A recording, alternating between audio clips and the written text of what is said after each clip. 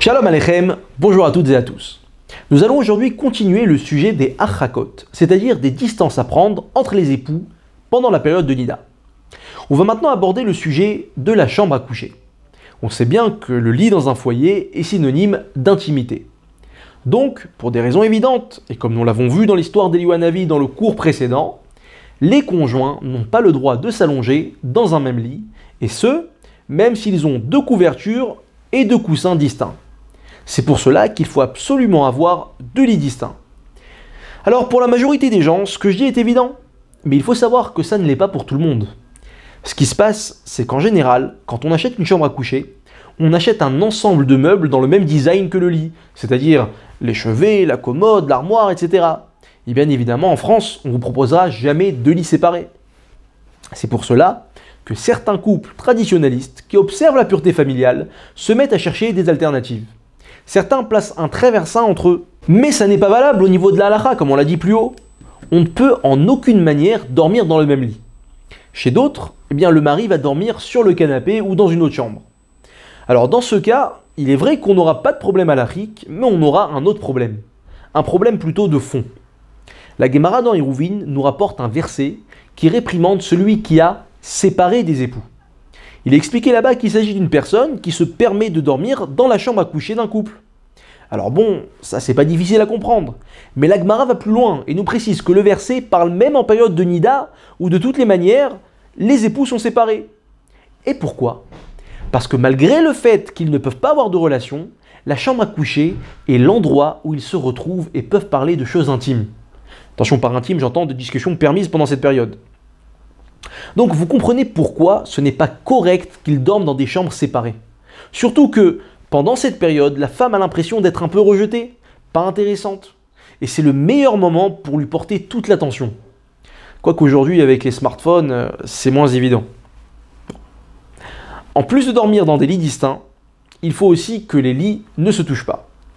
Alors, vu que les avis divergent quant à la distance de sécurité, le mieux est de les séparer suffisamment de sorte à ce que les couvertures ne se touchent pas, comme le demande le Harizal. Dans le cas où la chambre est très étroite, on fera du mieux qu'on peut, parce qu'en réalité, d'après la loi stricte, il n'y a pas de distance d'écartement obligatoire. L'essentiel étant que les lits ne se touchent pas. Aujourd'hui, Baruch Hashem, on vend des mitot yehudiot, littéralement des lits juifs. De quoi il s'agit ? Eh bien, ce sont en fait deux lits, mais qui donnent l'impression d'en faire qu'un. La tête et l'extrémité du lit sont communs et on peut facilement séparer les lits en les faisant glisser sur des rails placés le long des extrémités. Cette solution permet en fait de remédier à ce problème de design. En Israël, Baruch Hashem, on en trouve de partout. Et un jour même, je suis tombé dans une pub d'un magasin qui en vendait en France. Je précise quand même que le problème est a priori de s'allonger dans des lits qui se touchent. Mais il est a priori permis que chacun s'assoie sur son lit, bien que les deux lits se touchent. Et même que l'un des deux conjoints s'allongeait sur le lit et que l'autre est assis sur le sien. Je précise le sien parce qu'il est interdit au mari de s'asseoir sur le lit de sa femme en période de Nida.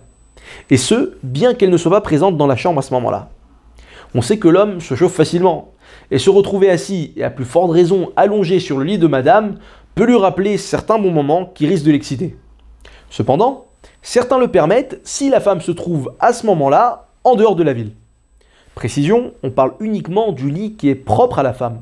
Par contre, un lit d'hôtel ou d'hôpital, un lit comme ça n'est pas considéré comme propre à la femme et il sera permis au mari de s'asseoir dessus, même devant son épouse. Dans le cas où ils vont dormir par exemple chez les parents de madame et qu'elle utilise le même lit à chaque fois, il faudra aussi se montrer strict. En revanche, la femme, elle, a tout à fait le droit de s'asseoir ou de s'allonger sur le lit de son mari pendant cette période. La femme n'a pas le même état d'esprit que l'homme.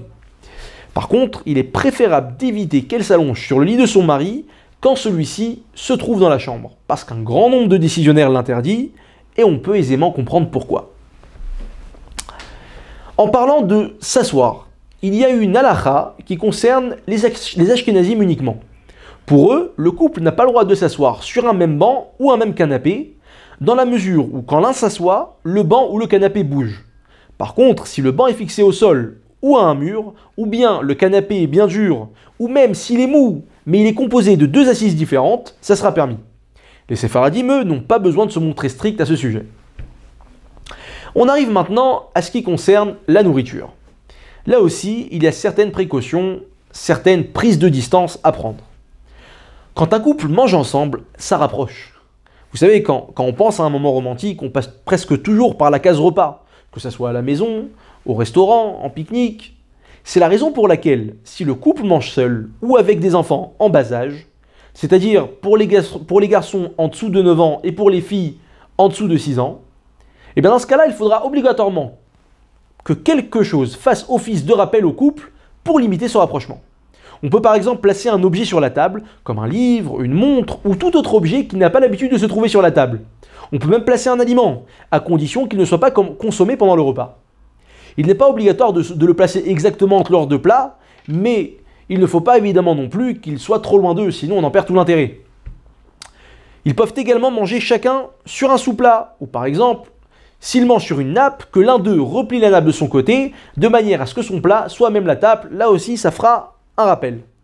Il y a encore des couples qui ont par exemple l'habitude de manger tous les deux dans la même assiette. Et bien pour eux, il suffira que chacun mange dans une assiette individuelle en période de nida. En revanche, si une tierce personne mange avec eux à table, que ce soit un adulte ou un enfant qui a l'âge de comprendre la notion d'intimité, comme on l'a dit, on considère qu'un enfant de plus de 9 ans pour un garçon et 6 ans pour une fille rentre dans cette catégorie, et bien dans ce cas-là, il ne sera pas nécessaire d'effectuer un rappel en plaçant un objet ou autre. Et ce, même si le couple est assis côte à côte, sans se toucher bien sûr. Cependant, certains Ashkenazim se montrent plus stricts et exigent dans ce cas-là, où ils sont côte à côte, de placer malgré tout un rappel entre les deux. Toutes ces précautions dans le cas d'un repas partagé ensemble et quand ils sont assis à la même table.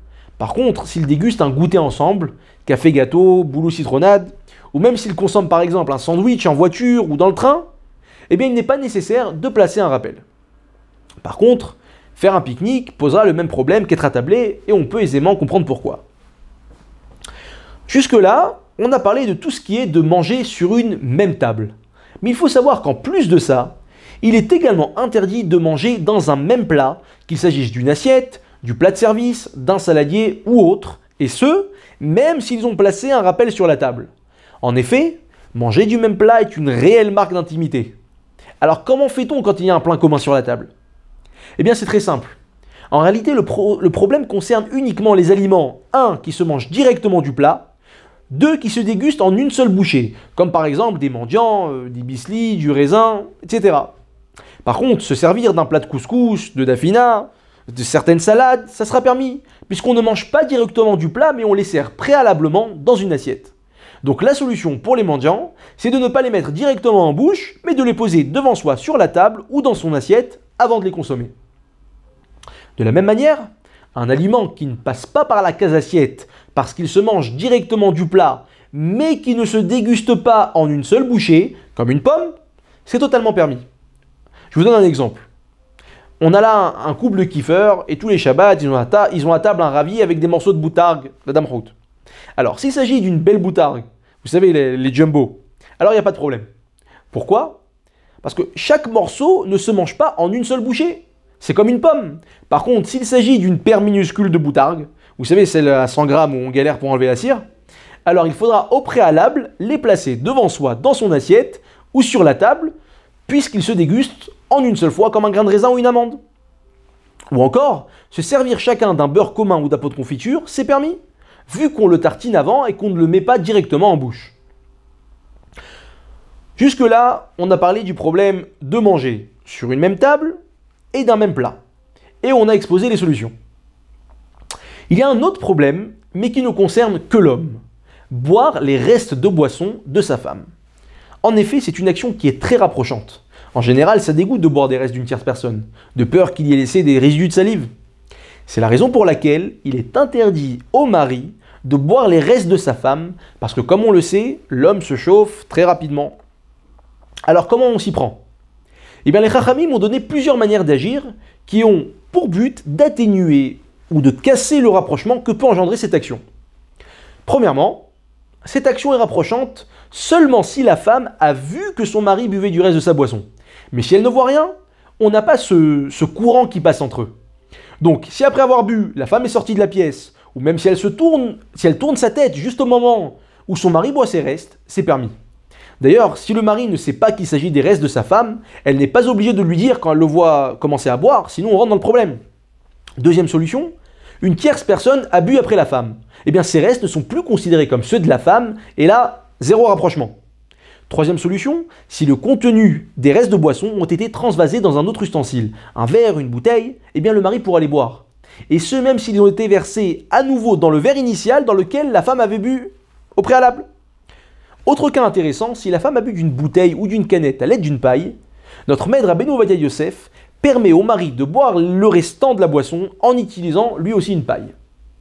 Toutes les solutions qu'on a énoncées peuvent être également utilisées a priori, comme par exemple lui demander de sortir de la pièce ou le transvaser dans un autre verre pour pouvoir boire les résidus de la femme. Tout cela quand il s'agit des restes de boisson de madame. Par contre, les restes de nourriture ne sont pas astreints à cette règle. En effet, en général, cette action dégoûte moins que pour la boisson. Elle est donc par conséquent moins rapprochante. Les Ashkénazim par contre se montrent plus stricts et interdisent même les restes de nourriture. Mais attention, des considérés restes de madame uniquement ce qu'elle a entamé. Par contre, ce qu'elle n'a pas touché est permis. Exemple, la femme mange un paquet de bisli. Elle ne veut plus la fin. Le mari a le droit de terminer la fin du paquet parce que chaque bisli est un aliment à part entière. Par contre, un bisli qu'elle aurait croqué, lui, est considéré comme son reste. Même chose pour des fruits ou même un plat composé de plusieurs morceaux de viande. Le mari peut consommer les morceaux de viande tant qu'ils sont entiers et que la femme ne les a pas entamés. Par contre, une salade composée où tous les ingrédients sont mélangés sera considérée comme les restes de madame, même si elle n'a pas touché au reste de la salade. Bien évidemment, toutes les solutions qu'on a exposées plus haut pour les restes de boisson, si une tierce personne a mangé entre-temps, ou si ça a été versé dans une autre assiette, ou si la femme n'est pas présente, sont valables ici pour les Ashkénazim qui se montrent stricts avec les restes de nourriture. Je rappelle que tout ce qui pose problème, ce sont les restes de madame, que ce soit les restes de boisson ou les restes d'aliments pour les Ashkénazim. En revanche, madame n'a aucun problème à terminer les restes de monsieur. Nous allons terminer par un cas particulier et assez intéressant. Terminer le reste de la glace de madame. Alors là, notre maître Rabbeinu Ovadia Yosef distingue deux situations. S'il s'agit d'une glace dans un cornet que la femme a sucé ou croqué, il considère ça comme une boisson et les restes sont donc interdits au mari, si ce n'est dans les conditions exposées plus haut. Et ce, même si le mari mange le reste à la cuillère, car par cette action, on ne considère pas que la glace a été transvasée dans un autre ustensile, vu que l'habitude est de la manger de la sorte directement avec une cuillère. Par contre, si madame a consommé sa glace à la cuillère, il considère ça comme des restes d'aliments, et pour les Séfaradim, il n'y aura pas de problème, alors que pour les Ashkénazim, celui-ci persiste. Voilà pour aujourd'hui, je vous donne rendez-vous la semaine prochaine pour le dernier cours qui traite du comportement des époux en période de Nida. A très bientôt.